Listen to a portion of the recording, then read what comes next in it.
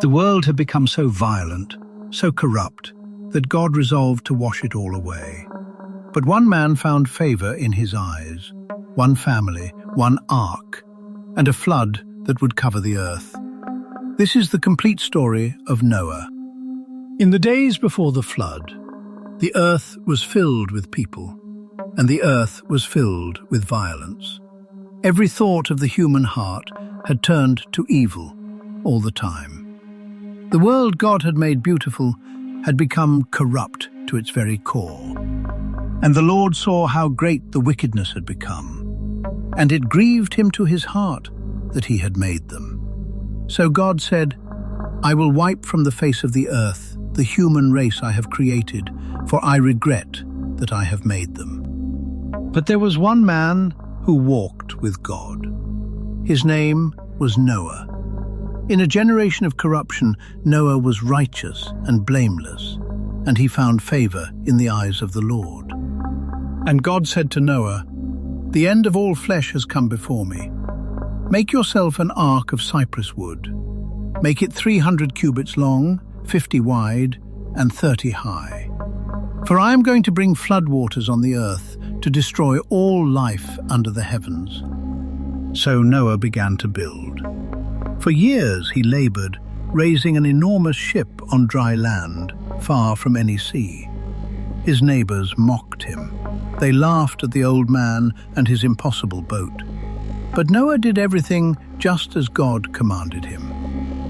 Then God said, "Bring into the ark 2 of all living creatures, male and female, to keep them alive."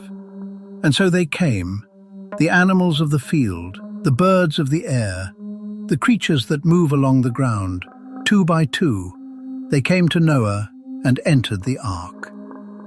Noah entered the ark with his wife, his 3 sons, and their wives, 8 souls in all. And when they were inside, the Lord shut the door behind them. The waiting was over.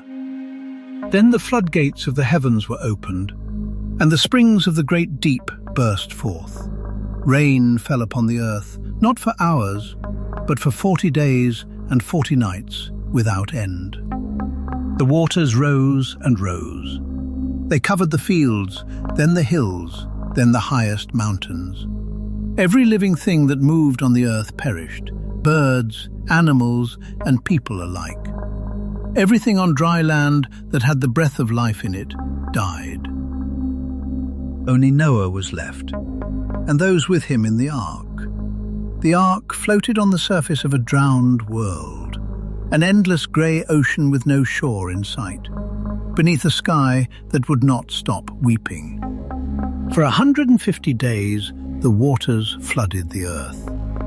The ark drifted, a single point of life, on a vast and silent sea. And it must have seemed, to those inside, as if God had forgotten them. But God had not forgotten. God remembered Noah and all the creatures with him in the ark.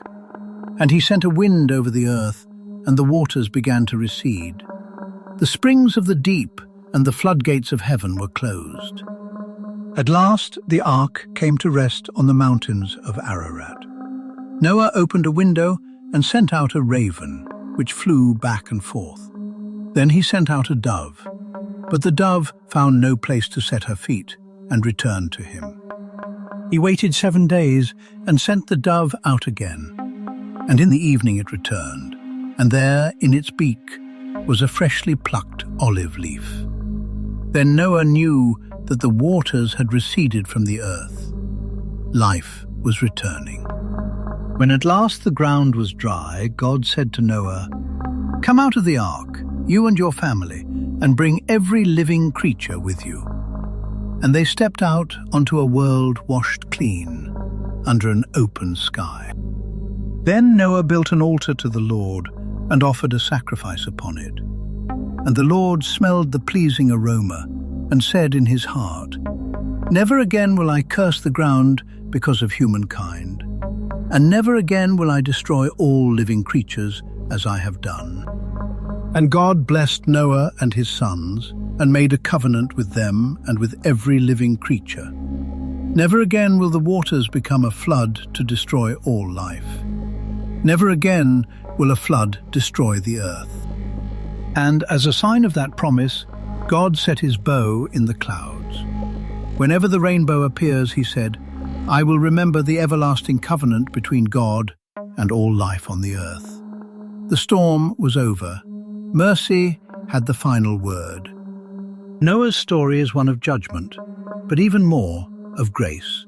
A God who grieves over a broken world, yet preserves a remnant, and binds himself by promise never to give up on his creation. If this story moved you, subscribe to Scripture and Flame, where we bring the Bible to life, one story at a time. And tell me below, what does the rainbow mean to you? Thank you for watching.